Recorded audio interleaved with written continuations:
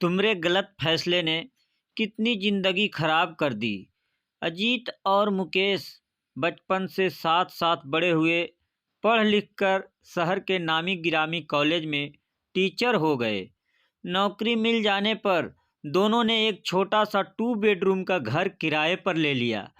खाना बनाने और घर की साफ सफाई के लिए एक नौकरानी रखती।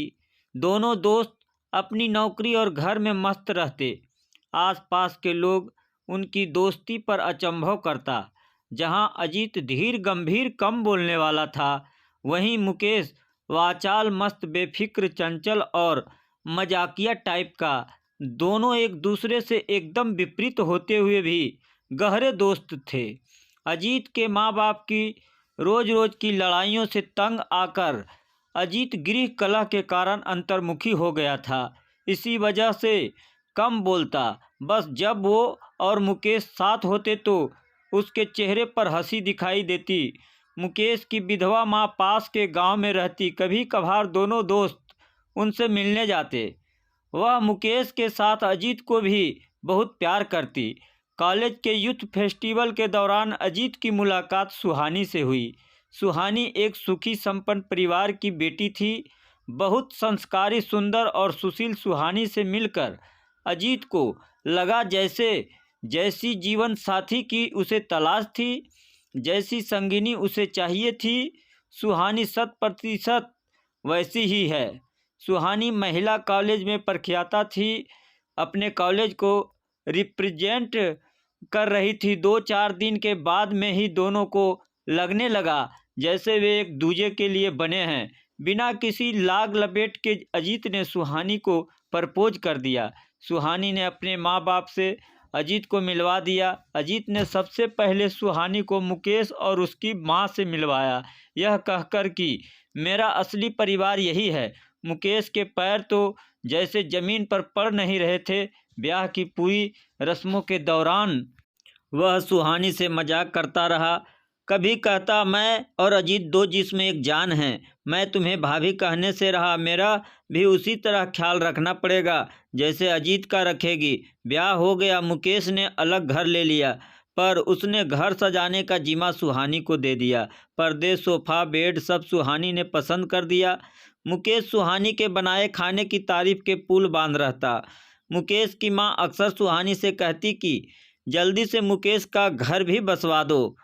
तब मुकेश कहता, सुहानी अपने जैसी लड़की दिला दो तो कल ही दूल्हा बन जाऊं। सुहानी की कोई बहन भी तो नहीं, वरना उसी को ब्याह कर ले आता। सुहानी कभी कभी मुकेश की हर वक्त की तारीफें सुनकर असहज हो जाती। मुकेश मजाक करता तो सुहानी की नज़र अजीत पर जाती, तो उसे लगता अजीत कह कुछ नहीं रहा, पर उसे पसंद नहीं आ रहा। अजीत सुहानी को जी जान से प्यार करता था, पर उन दोनों के बीच तीसरे की उपस्थिति उससे बर्दाश्त नहीं होती थी। मुकेश रोजाना ही अजीत के घर चक्कर लगा लेता था। फरमाइश करके अपनी मनपसंद डिश बनवाता और घंटों अजीत और सुहानी के साथ समय व्यतीत करता। उसकी तो अजीत के अलावा कोई कंपनी थी ही नहीं। ब्याह के पहले वे छुट्टी के दिन कभी लॉन्ग ड्राइव पर, कभी पिकनिक पर जाते। धो ब्याह के बाद जब मुकेश भी उनके साथ जाता तो अजीत को बिल्कुल अच्छा नहीं लगता। प्रोग्राम बनने पर वह किसी न किसी बहाने कैंसिल कर देता। सुहानी की वजह पूछने पर वह कहता कि सुहानी उसे वक्त आने को मना कर दिया करे। इस पर सुहानी कहती, दोस्त उसका है, यह कैसे मना करे। करना हो तो अजीत उसे ना आने को कहें। बिना किसी वजह के अजीत और सुहानी के बीच अजीब सी दूरी आने लगी थी। और तो और अजीत को लगने लगा था कहीं दोनों के बीच कुछ चल तो नहीं रहा। वह काम वाली को भी चुपके से पूछता, कहीं मुकेश उसके पीछे घर तो नहीं आता। शक का बीज अजीत के दिल में धीरे धीरे अंकुरित हो रहा था। कई दिन से सुबह उठकर सुहानी को लगता उसकी तबीयत ठीक नहीं है।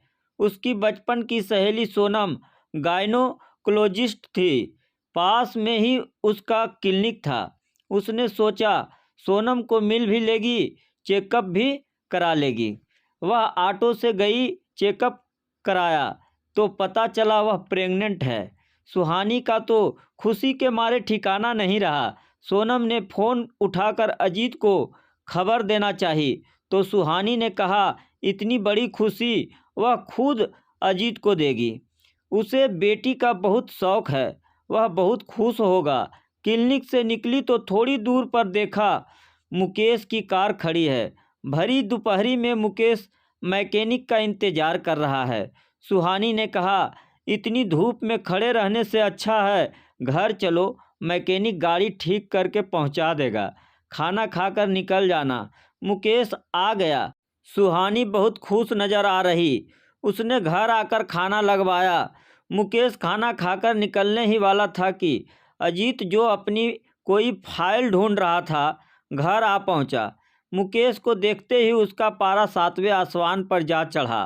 गुस्से से उसका मुंह लाल हो गया। सुहानी ने पहली बार अजीत का ये रूप देखा था। वह जोर से चिल्लाया, कब से ये रासलीला चल रही है? तुम दोनों डूब मरो कमीने, तूने मेरी दोस्ती का ये सिला दिया। मुकेश की मेरा ही घर तोड़ दिया। अब सब समझ में आ गया। शुरू से ही तुम्हारी नीयत खराब थी। निकल जाओ और कभी अपनी सूरत मत दिखाना। और अजीत ने मुकेश को दरवाजे से बाहर निकालकर जोर से बंद कर दिया। तभी उसकी नज़र डॉक्टर सोनम की क्लिनिक के लिफाफे पर पड़ी। खोल कर देखा तो सुहानी की प्रेगनेंसी की रिपोर्ट थी। गुस्से से अजीत की मुठियां बंध गई। तमतमाते हुए बोला, तो उसके साथ जाकर डॉक्टर के पास चेकअप भी करा आई? मैं मर गया था क्या? अब समझ में आया मेरी गैर मौजूदगी में सब क्या हो रहा था। खतर है मुझे, और मेरे घर को छोड़कर जहाँ चाहो चली जाओ। तुमने मेरे प्यार और विश्वास से खिलवाड़ किया है। अब यहाँ तुम्हारी कोई जगह नहीं है। और अजीत ने बेडरूम में जाकर दरवाज़ा बंद। सुहानी अपने पिता के पास चली गई। फिर अंतराल में उसे कॉलेज से घर अलाट हो गया। मुकेश की माँ अजीत के नाम मुकेश की चिट्ठी दे गई। मुकेश ने खुदकुशी कर ली। उसने अपने और सुहानी के निर्दोष होने का सबूत लिख दिया था। सुहानी के माँ बाप जानते थे सुहानी और मुकेश की कोई गलती नहीं थी। एक आध बार उन्होंने अजीत को मिलने की कोशिश की, पर निराशा ही हाथ लगी। फिर पता चला अजीत अमेरिका चला गया। सुहानी को बेटी हुई हूबहू अजीत जैसी। सुहानी और उसके माँ बाप ने नन्ही रूपा को बड़े लाड़ प्यार से पाला। रूपा कुछ बड़ी हुई तो सुहानी से पूछती, सबके पापा हैं, मेरे पापा कहाँ है? सुहानी कह देती, नहीं है। रूपा 11वीं क्लास में आई तो उसका एडमिशन शहर के सबसे अच्छे कॉलेज में कराया। रूपा पहले दिन कॉलेज गई तो सुबह की असेंबली के बाद स्कूल के नए प्रिंसिपल ने आगे की लाइन में खड़ी रूपा को बुलाकर उसका नाम पूछा। नाम सुनते ही वह चौंक गया। यही नाम तो उसने और सुहानी ने अपनी बेटी के लिए सोचा था। उसकी आंखें भर आई। आंसू पोंछने के लिए चेहरे पर लगा मोटा चश्मा उतारा तो रूपा के मुंह से पापा सुनकर स्तब्ध रह गया। रूपा ने कहा, उसने मम्मा के पास अपने पापा की फ़ोटो देखी है, आप बिल्कुल वैसे हो। पर मम्मा ने तो कहा था मेरे पापा नहीं हैं। सुनकर अजीत दुखी हो उठा कि सुहानी के लिए मैं मर चुका है। अजीत रूपा को लेकर सुहानी के घर आया। सुहानी के चेहरे पर चश्मा और बालों में चांदी सी चमकती सफ़ेदी के अलावा कुछ भी नहीं बदला था। वह वैसी ही सौम्य शांत दिख रही थी। अजीत को देखकर उसे आश्चर्य नहीं हुआ, क्योंकि नए कॉलेज के प्रिंसिपल के बारे में वह जान चुकी थी। अंदर आने को नहीं कहोगी? अजीत नॉर्मल होने की कोशिश कर रहा था। आइए, मुझे माफ़ कर दो सुहानी, मैंने बहुत बड़ी गलती कर दी। तुमने रूपा को बताया उसके पापा नहीं है? क्यों? रूपा ठंडी सांस लेकर बोली। क्या कहती कि उन्होंने मुझ पर शक किया और छोड़कर चले गए? क्या इज्जत रह जाती उसके दिल में आपके लिए? खैर, जो हुआ वो नहीं होना चाहिए था। क्या आपको नहीं लगता आपके एक बेवजह के शक ने कितनी जिंदगियां तबाह कर दी। मुझसे मेरा सुहाग छीन गया, रूपा से पिता का साया, उसका बेहतरीन बचपन जो हम दोनों मिलकर उसे देते। मुकेश ने जान दे दी। तुमने भाई से भी बढ़कर दोस्त खो दिया और उसकी माँ बुढ़ापे में दर-बदर हो गई। एक हंसता खेलता परिवार कैसे उजड़ गया, कभी सोचा है? शक एक ऐसा कीड़ा है जो एक बार लग जाए सब कुछ खोखला कर तबाह कर देता है। ज़रूरत थी उसे वहीं ख़त्म कर देने की। अजीत रोने लगा। एक बार माफ़ कर दो, अपने घर चलो, सब पहले जैसा हो जाएगा। पर सुहानी ने कहा, आपने मेरा विश्वास तोड़ा। मेरी ज़िंदगी तो आपसे शुरू होकर आप पर ही ख़त्म होती थी। आपने मेरे चरित्र पर कीचड़ उछाला। मेरा आत्मसम्मान इसे गवारा नहीं करता। आप रूपा के पिता हैं, थे और हमेशा रहेंगे। मुझे माफ़ करें, मैं अब आपको पति का दर्जा नहीं दे पाऊंगी। मैं अकेले रह लूँगी। शायद भगवान मेरी किस्मत में यही लिखे थे। हाँ, तो मेरे दोस्तों, यह कहानी आपको कैसी लगी कमेंट के माध्यम से हमें ज़रूर बताएं। और ऐसे ही कहानी सुनने के लिए हमारे चैनल को लाइक और सब्सक्राइब ज़रूर करें। धन्यवाद।